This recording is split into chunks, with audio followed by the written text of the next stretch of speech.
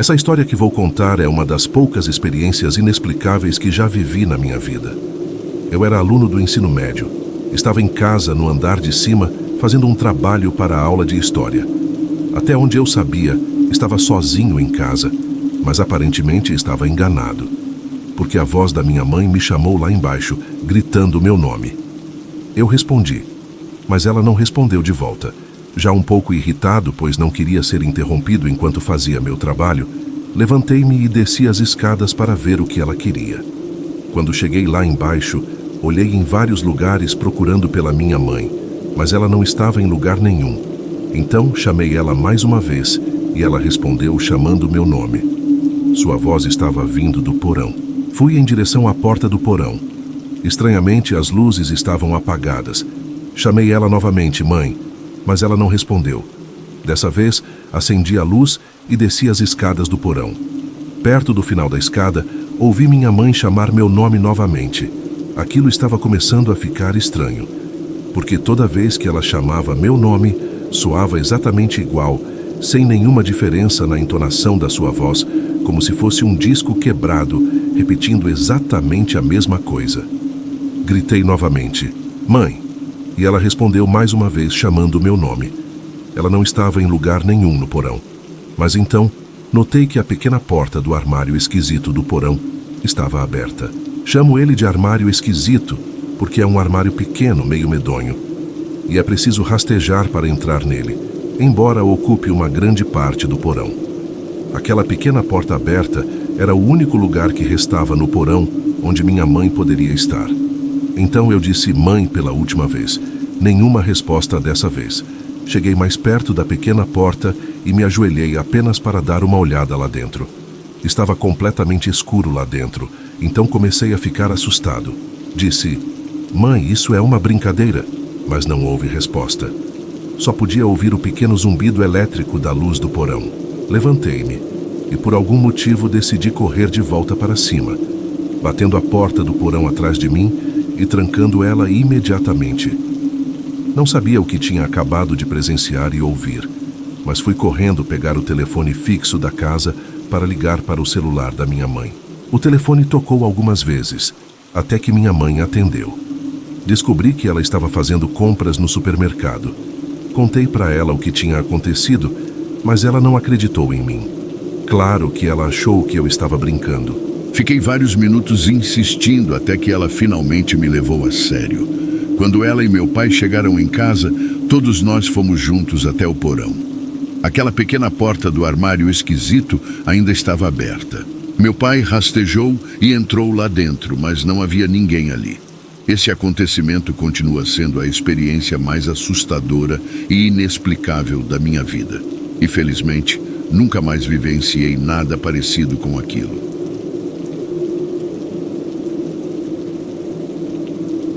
Em 2009, meus pais tinham acabado de comprar uma nova casa e eu passei um fim de semana na fazenda do meu tio enquanto eles reformavam a casa. Aquela era minha segunda noite lá e era um sábado. Por acaso, justo naquele dia, aconteceu uma das maiores tempestades do ano. Eu podia escutar uns 3 estrondos de trovões a cada minuto.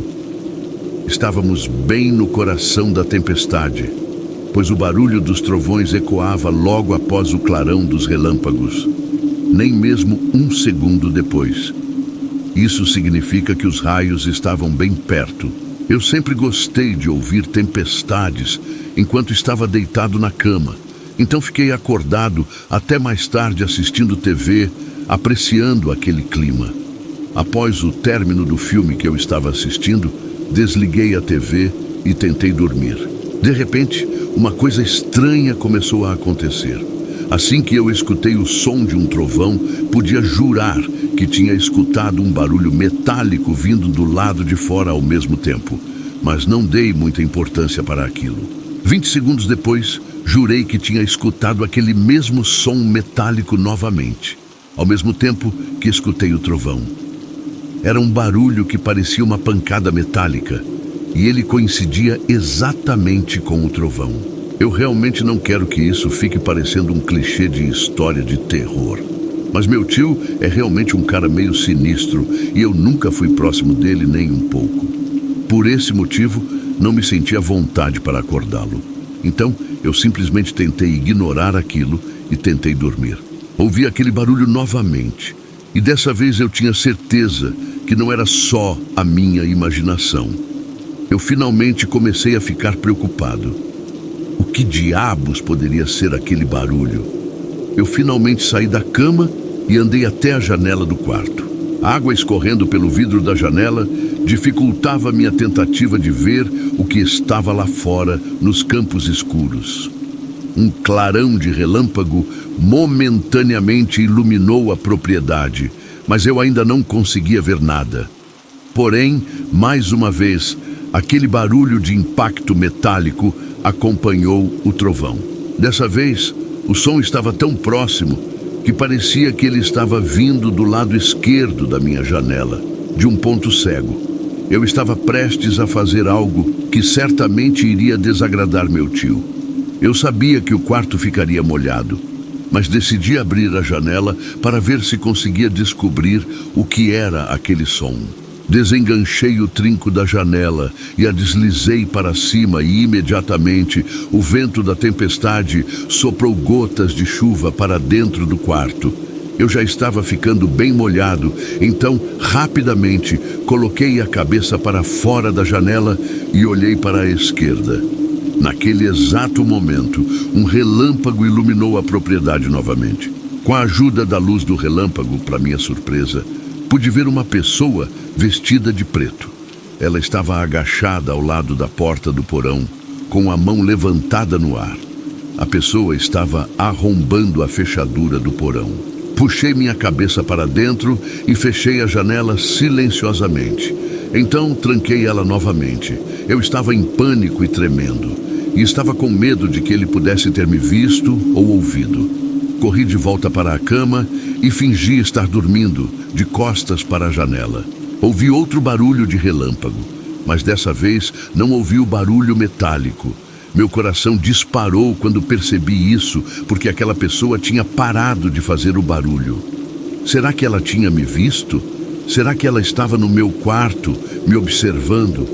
Minha mente estava inquieta, cheia de perguntas, e meu coração estava explodindo. Fiquei deitado na cama por um longo tempo, orando para que aquela pessoa de preto fosse embora.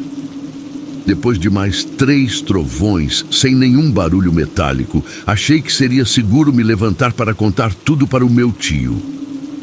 Virei-me para a direção da janela e então gritei. Bem na minha janela havia uma figura humana olhando diretamente para mim. Gritei o mais alto que pude e corri direto para o quarto do meu tio.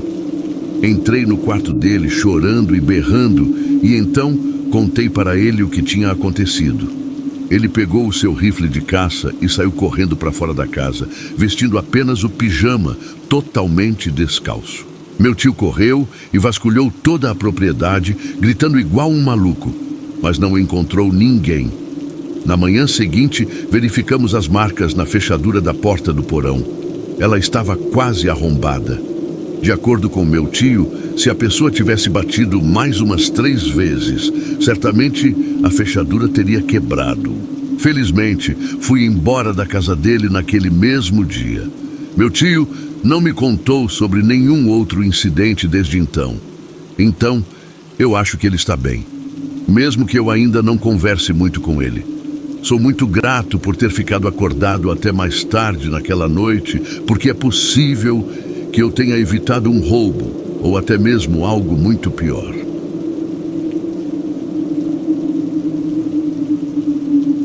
Eu trabalhava entregando pizzas no ano de 2013. Estava trabalhando numa certa noite, até tarde, e então fui fazer provavelmente a viagem mais longa que já fiz para entregar uma pizza. Era um percurso de 20 minutos de carro, mas eles tinham pedido 4 pizzas grandes, então achei que era uma festa e que eu receberia uma gorjeta. A casa ficava numa área rural, e dirigir pelas estradas de terra à noite sempre foi irritante. Cheguei no endereço e então pude ver uma casa velha e esquisita literalmente no meio do mato. sem carros estacionados e sem luzes acesas. Estacionei o carro e liguei para meu chefe, pedindo que ele me confirmasse o endereço para garantir que eu tinha digitado o lugar certo no GPS. Pude perceber que ele estava de mau humor. Ele me disse para pelo menos dar uma batida na porta e verificar se tinha alguém. Meu chefe sempre ficava bravo quando devolvia uma pizza, então estava com medo do que ele faria se eu devolvesse 4 pizzas inteiras. Eu estava muito nervoso, mas saí do carro mesmo assim e me forcei a andar até a porta da casa. Não havia campainha, então bati com força na porta. Não ouvi nada, e para falar a verdade, eu não esperava ver nada mesmo. Fiquei extremamente desapontado, porque eu sabia que aquilo tinha sido uma grande perda de tempo e de gasolina. Bem frustrado, bati mais uma vez, bem forte. De repente comecei a ouvir um barulho estranho de movimentação vindo de dentro da casa. Bati novamente e gritei que eu era o entregador de pizza, mas agora só havia silêncio. Depois de ouvir aquele barulho, eu estava me sentindo mais desconfortável do que antes. Estava preparado para voltar para o meu carro, mas antes que eu pudesse virar as costas, eu notei algo na janela. Havia uma pessoa na janela e ela estava olhando para fora. Eu não sabia dizer se era um homem ou uma mulher, já que a única coisa que eu podia ver direito eram os olhos. Os olhos pareciam estar mais abertos do que eu achava ser possível, olhando fixamente para mim. Aquilo me assustou o suficiente para que eu soltasse as pizzas no chão e para que eu voltasse correndo para o carro. Eu pulei para dentro do carro e comecei a girar a chave para aumentar mais ainda o meu pânico. O motor do carro não estava pegando de primeira. Foi somente na terceira vez que eu girei a chave que o motor finalmente ligou. Acelerei rapidamente na direção da estrada de terra, mas eu podia sentir o carro balançando e tremendo. Algo não estava certo. Não tinha conseguido me afastar muito, até que eu comecei a ouvir um som de arranhado vindo do lado de fora. Havia tanta resistência que eu não conseguia mais dirigir. O carro parou. Eu saí do carro para verificar o que diabos estava acontecendo. Assim que olhei para o meu carro, senti um arrepio no meu corpo todo e meu coração começou a bater mais forte. Meus pneus haviam sido cortados e estavam completamente vazios, com as rodas expostas. Não apenas os pneus da frente, todos os 4 pneus tinham sido cortados. Cheguei à conclusão de que alguém tinha feito isso enquanto eu batia na porta daquela casa. Em vez de sair correndo, eu decidi voltar para o carro e trancar as portas. Eu ainda estava tão perto daquela casa que eu ainda conseguia enxergar o formato dela atrás das árvores. Desesperadamente, peguei o celular e liguei para a polícia. Eu contei tudo para a policial que me atendeu, e ela me disse que 2 viaturas estavam perto do meu local e que eu precisava ficar escondido. Eu perguntei para ela se era aconselhável ficar no carro ou fugir, e ela me disse que seria melhor ficar no carro com a porta trancada. Ela pediu para que eu permanecesse na linha com ela até que os policiais chegassem. Todo o meu corpo estava tremendo em todas as direções. Não havia nada além de uma floresta escura e aparentemente interminável. Eu sabia que levaria uma eternidade para que os policiais chegassem lá. Eu não me sentia seguro naquele carro, já que eu sabia que a pessoa que tinha cortado meus pneus não estava longe. A próxima parte é o que me destruiu completamente. O que aconteceu em seguida ainda me abala até os dias de hoje. E eu sinceramente espero que ninguém jamais tenha que passar por esse tipo de medo.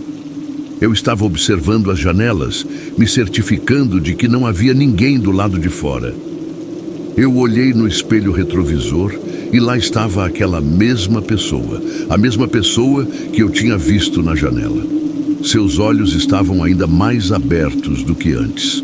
Agora, a pessoa estava iluminada pela luz fraca do meu carro. Eu podia ver que era uma mulher. Eu podia ver um sorriso começando a se formar no seu rosto, de orelha a orelha. Abri a minha porta desesperadamente e corri para dentro da floresta, sem me importar com o barulho que eu estava fazendo. Corri até ficar sem fôlego, o que não levou muito tempo, e me escondi atrás de um tronco gigante no chão. Eu estava respirando alto, então tampei a boca com a mão enquanto eu esperei pelo que parecia ser uma eternidade, até que eu finalmente escutei o barulho de sirenes na distância. Eu uni toda a minha força e corri de volta na direção da estrada de terra. Eventualmente, as luzes vermelhas e azuis apareceram na minha vista, e eu nunca tinha me sentido mais aliviado na minha vida. Eles estavam estacionados na frente do meu carro, investigando com lanternas. Eu corri na direção deles, gritando igual um lunático, pedindo para eles me ajudarem. Eu caí no chão e comecei a engasgar, quase vomitando de tanto correr. Eles me levantaram e começaram a me fazer perguntas. Então, expliquei tudo da melhor maneira possível. Uma das viaturas foi até a casa e os policiais começaram a vasculhar. Eles voltaram sem nada, exceto por alguns objetos afiados. Aparentemente, esses foram os objetos usados para cortar meus pneus. Ao analisar a história que eu tinha contado, os policiais disseram que eu provavelmente tinha sido perseguido por algum tipo de casal doente e problemático.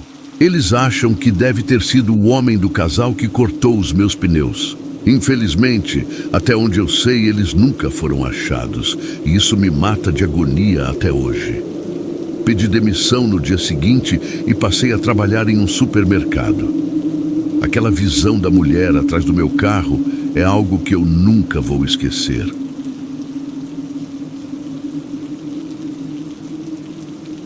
Eu trabalho como gerente de operações em um cemitério. Faz parte do meu trabalho conversar com convidados e familiares das pessoas, planejar o funeral, vender lotes do cemitério, entre outras coisas. Um dia, um homem de mais ou menos 30 anos, chamado Santiago, que era muito religioso, sentou-se comigo para comprar um lote no cemitério para seu pai. Seu pai estava em estado paliativo grave, prestes a morrer. Santiago era espanhol e tinha um sotaque pesado. Eu podia ver na sua expressão facial que ele era carinhoso com seu pai. Ele me mostrou fotos de seu pai, que também parecia ser uma pessoa legal. Ele parecia muito jovem para estar quase morrendo, prestes a deixar a família para trás, mas a doença que ele tinha era aparentemente muito grave. Infelizmente, o tempo de seu pai na Terra acabou poucos dias depois, e ele faleceu naquela mesma semana. Santiago organizou todo o funeral do seu pai. No dia do funeral, estava chovendo forte, o que é considerado um sinal de boa sorte. A cerimônia do cortejo fúnebre passou brevemente na frente do meu escritório. Eu saí para dar uma olhada e fiquei embaixo do toldo na frente do meu escritório para me proteger da chuva. Eu pude ver Santiago no carro, que estava logo atrás do caixão. Nós acenamos um para o outro. Por causa da chuva e do vento, tive que entrar de volta no meu escritório. Eu esperei até que o caixão estivesse perto do local de enterro. Então, peguei a caminhonete e fiz o ronda como de costume. Eu sempre dava uma volta no cemitério pelo menos 2 vezes por dia. Eu tinha muita papelada para resolver e, além disso, eu tinha que fechar o cemitério naquela noite. Assim que o dia começou a escurecer, peguei a caminhonete e dei mais uma volta no cemitério para garantir que todos os visitantes já tinham saído. Logo depois, dirigi até o portão da frente do cemitério para trancá-lo. Era um dia de inverno e, como estava chovendo, parecia que já estava quase de noite. Eu estava dirigindo de volta para o meu escritório e foi então que tive a impressão de que vi alguém andando apressadamente no meio das lápides. Eu vi essa pessoa entrar atrás de uma cerca viva e então ela desapareceu da minha vista. Eu buzinei algumas vezes para avisar essa pessoa de que o cemitério estava fechado, mas estranhamente eu não vi a pessoa de novo. Eu peguei o guarda-chuva e corri para fora do carro no meio da chuva. Eu corri para o mesmo lugar onde a pessoa tinha desaparecido. Eu não vi absolutamente ninguém, Fiquei ali na chuva por quase 15 minutos procurando a pessoa, mas eventualmente tive que desistir. Eu dirigi até o escritório para ver o vídeo das câmeras de segurança. Nenhuma das câmeras tinha filmado nada fora do normal. Porém, a chuva e a escuridão tornaram muito difícil ver qualquer coisa. Eu tentei continuar observando as câmeras enquanto eu terminava de resolver a papelada. E então, eu escutei a porta da recepção fechar. Eu pulei da cadeira e gritei: "Oi, tem alguém aí?" Eu imediatamente pensei que podia ser a pessoa que eu tinha visto na chuva. Talvez fosse um visitante que tinha se perdido e ficou trancado dentro do cemitério, procurando ajuda para sair. Eu saí do escritório e fui para a recepção, mas não havia ninguém ali.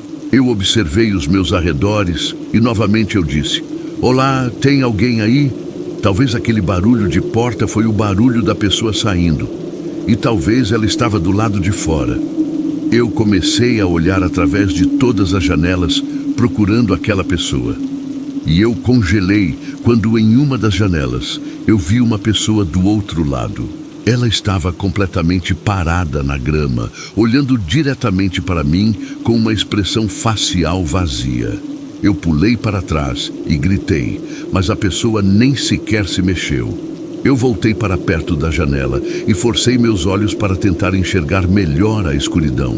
Eu fiz uma expressão completamente confusa quando percebi que reconhecia aquele homem. Era um homem espanhol com aparência de mais velho. Na minha cabeça, ele me lembrava exatamente das fotos que Santiago tinha me mostrado de seu pai. E então, ele andou na direção da floresta. Me dirigindo rapidamente até o local onde eu tinha visto o homem, ele não estava se escondendo em algum arbusto. Ele não estava atrás de alguma árvore. Ele tinha desaparecido. Eu fiquei ali parado, ficando completamente encharcado com a água da chuva. Então, eu corri de volta para dentro, arrumei as minhas coisas, tranquei o lugar e entrei no meu carro. Eu abri e atravessei o portão do cemitério, trancando ele depois de passar. E então dirigi para casa. Ao chegar em casa, minha esposa perguntou por que eu estava tão quieto, e eu disse que tinha sido um dia longo de trabalho. Até os dias de hoje, eu acredito que estava trabalhando demais, e acredito que a minha mente cansada tenha inventado aquela situação. Porém, eu não descarto completamente a possibilidade de aquilo ter sido real, e isso é algo perturbador de se pensar.